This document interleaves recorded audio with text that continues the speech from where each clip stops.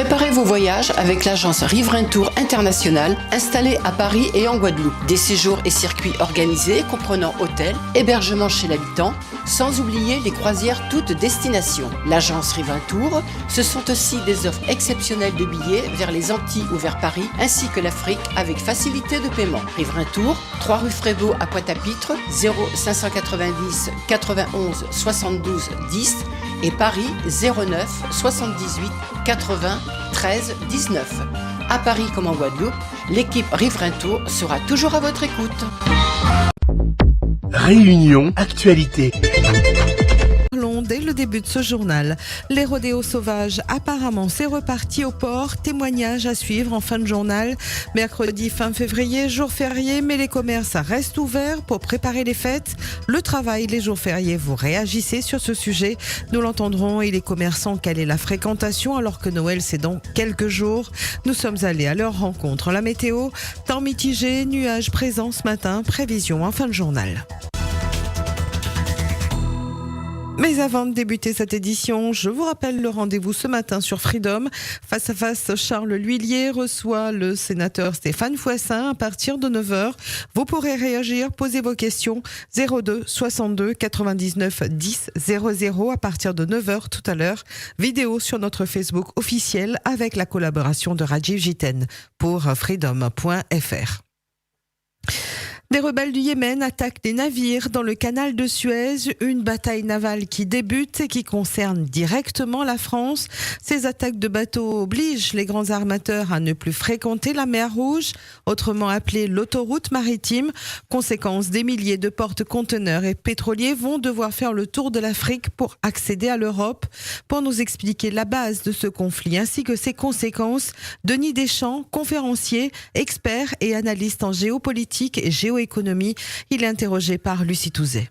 Ce groupe de Houthis au Yémen qui revendique à peu près un tiers de la surface du Yémen, financé par l'Iran, justement, comme le Hezbollah, financé par l'Iran, a décidé, en parallèle avec le Hezbollah, d'embêter très sérieusement les différentes nationalités, une sorte de coalition de pays qui viennent soutenir Israël dans sa guerre. C'est une démocratie qui a été attaquée par des actes de barbarie. Et donc, ça entrave le commerce mondial. Ça l'entrave très sérieusement. Donc, les containers ne remontent pas vers l'Europe du Sud ou l'Europe du Nord, parce qu'en fait, contourner l'Afrique coûte beaucoup plus cher. Ça peut entraver toutes les chaînes de production et les chaînes de distribution. Donc, en réalité, le coût, ça va être une inflation sur énormément de produits, des biens manufacturés en Chine. Alors, pour la Réunion, il n'y aura pas autant de conséquences que lorsque le canal de Suez avait été bloqué par l'Ever Given, parce qu'il y a moins de transport, donc ça devrait moins bloquer, ça devrait avoir moins d'incidence, sauf si les très grands acteurs du transport maritime décident de monter globalement les prix sur toutes les routes. Alors, la mer Rouge est devenue une zone trop dangereuse donc pour les géants du transport maritime. Conséquence pour la Réunion, des délais allongés, des surcoûts à l'arrivée. Pour le moment, il n'y a pas de conséquences visibles, mais ça pourrait changer d'ici quelques mois avec des pénuries et surtout l'augmentation encore des prix des produits importés. Il y a 175 ans, le 20 décembre 1848, était déclarée l'abolition de l'esclavage à l'île de la Réunion. Aujourd'hui est jour férié, jour de commémoration, mais pour certains, l'esclavage moderne, ça n'est pas fini. Travailler le 20 décembre serait pour certains une obligation, une forme d'esclavage moderne. On écoute vos avis recueillis sur notre antenne. Je trouve que les grandes surfaces devraient être fermées. Il y a les employés qui souvent ils n'ont pas choisi de travailler ce jour-là. Puis il y a des pressions parce qu'ils aimeraient passer ce jour-là au bord de la rivière, au bord de la mer avec la famille. Et je pense que les patrons ils font pression dessus pour le rendement, quoi. Tout le monde devrait ne pas travailler, mettre de côté ses besoins. Si on fait ça, c'est encore nous priver de nos libertés. Après ce jour-là, beaucoup de gens ne travaillent pas. Donc c'est l'occasion pour eux de peut-être de faire leur cours, d'aller faire... c'est une fête quand même, c'est une fête, c'est un jour de fête. C'était pour nous libérer, soi-disant. Bien souvent, ils mettent la pression, ils ne croient pas. On a peut-être certaines volontés, le reste, ils obligent. N'importe que bon patron fait au cadeau. Le 20 décembre, médias ou fermés. Fermés, chef. la abus sur le monde. Il n'y a que l'argent qu'on n'a plus respect de l'humain. Pas nous, banal est là pour exploiter à nous. Je vous dis un petit mot, je ne veux pas, ou bien pas. Directement, la machine devait venir, ou après, avec moi, il n'y a pas. De mon travail, maintenant, ton priorité, c'est l'envie de venir, il vient, c'est la pas envie, mais il vient pas. Voilà. Et le débat reste ouvert sur le sujet 02 62 99 12 00 dans la libre antenne sur Freedom. La prime de Noël décriée de par son montant, 152 €, ça n'est pas assez dans ce contexte d'inflation grandissante. Le sujet était largement débattu sur notre antenne hier, 152 € alors que tout augmente, c'est juste assez pour payer les factures, mais pas assez pour faire la fête. Il va falloir repasser, écoutez. Il n'y a plus rien avec 150 € de nos jours. On n'a pas longtemps là quand tu fais les courses, où il prend 2 coca, un pack de bière, 2 paquets de bonbons pour les marmailles et 2 poulets fumés, 137 €. Mais 152 €, si on a 2 marmailles, le 150 € pour acheter de cadeaux, il passe que des cadeaux. C'est pas fait ou de fiesta là-dedans, là. On n'a pas le droit de ça, nous, les retraités gagnent pas ça. Si retraite ou gagne, on ne peut faire rien avec. Rien. On travaille 45 ans, parce que j'ai travaillé jusqu'à 70 ans, c'est obligé, mais on gagne juste pour dire qu'on meurt pas de faim, avec un peu d'eau. Maintenant, tu as pleuré pour 152 €. Alors, moi, je touche moins de 900 € pour la retraite. Je ne touche pas la prime Noël. Là, arrête de pleurer, mes amis. J'ai gagné 152 €. Moi, j'étais content, même 100 € mais j'étais content. Moi, j'ai bien fait la fête, entre guillemets. Prendre peut-être un canard, bien, machin, pour gagner manger. 150 € le bruit pour payer à personne. Je vous dis, moi, je l'ai passé parce que par rapport à la vie chère, l'inflation, ça là. Mais c'est à où j'ai allé. Dis merci, je donne encore. Mais si je ne donne pas comme on t'a fait, de mon nom. Dis merci, j'ose pas mettre ça en place. Dis merci, encore une gagne de monnaie, même pas beaucoup par rapport à l'inflation. Mais je ne sais que tu ne gagnes pas comme on t'a fait, un peu famille t'a fait. Quand il tombe pas, il crie. Quand il tombe, il crie. Il donne pas, moi. Il m'a jamais gagné ça. Moi, je ne vois pas pour qu'il ne gagne pas. Ne gagne pas. Et là, puis un petit comme ça, avec 150 € quand tu me prends un pack la bière, à du prime de Noël, parce que pas ma passer la pour moi, manger, la pas la bière, moi, boit pas la bière. Et en parlant d'inflation, les commerçants font-ils de bonnes affaires en cette période d'achat de Noël? Nous sommes allés à leur rencontre à Saint-Denis afin d'avoir leur ressenti concernant les fêtes. C'est la dernière semaine avant Noël. Tous sont unanimes. La magie de Noël a perdu de son étincelle à cause de l'augmentation des prix. Lonis Saibi les a rencontrés hier. Les achats avant, ça se faisait vraiment beaucoup à l'avance. Et là, tout à la dernière minute. Ça veut dire que les gens ne savent pas trop, ils hésitent.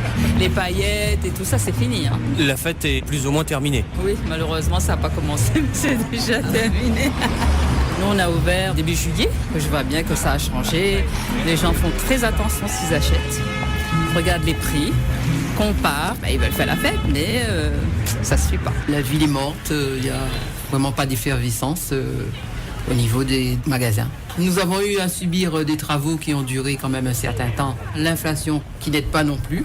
Et puis les gens vont à l'essentiel maintenant. Pour vivre, il faut manger. C'est ça, l'essentiel. Moi, je crains fort l'avenir. Je pense que ce sera difficile encore dans le futur. En 18 ans, j'ai vu les modes de consommation, les habitudes de consommation et le panier moyen de dépenses pour mon secteur d'activité qui est le prêt-à-porter, le textile, changer et baisser. Pour cette année, je pense qu'on peut parler d'une baisse qui va de 10 à 20% selon les points de vente. Ouais. Bien sûr que les fêtes aident, c'est toujours un très bon mois pour les commerçants qui font du cadeau, de l'alimentaire. Enfin, c'est toujours un très bon mois. Cela dit, ce serait bien de laisser les commerçants de proximité du centre-ville travailler le dimanche. C'est quand même dommage. Et justement, nous en avons parlé tout à l'heure du travail le dimanche et du travail également les jours fériés. Une belle frayeur au décollage pour les passagers d'un vol Air France. Un Boeing 777 en partance pour Paris-Charles de Gaulle a dû interrompre son décollage hier. Le problème, le déclenchement de l'alarme moteur. Le vol repartira ce mercredi pour Paris avec un enregistrement jusqu'à 9h ce matin. Arrivée prévue à 21h à Paris-Charles de Gaulle. Les rodéos sauvages, ils reprennent de plus belle sur la commune du Port. Une vingtaine de motards qui ne respectent pas la tranquillité des habitants et qui s'adonnent à des courses de moto tous les jours. C'est ce qu'on nous a annoncé hier sur notre antenne. Coup de gueule dans ce journal. Il faut les mettre un terme à ce vacarme de nuit, tous les soirs, avant le dimanche, rodéo sauvage.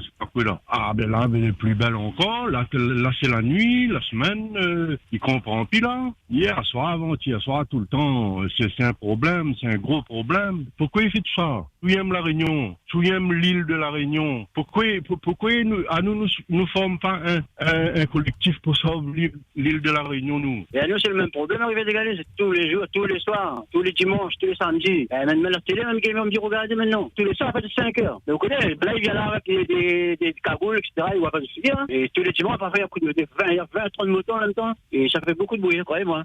Parfois, il y a 5-6, parfois une dizaine, pas une vingtaine, ça dépend, quand des jours. Le dimanche, il y a une vingtaine, ouais. Et en plus, à mon avis, il y a un guetteur, parce que dès que la police arrive, il n'y a plus personne.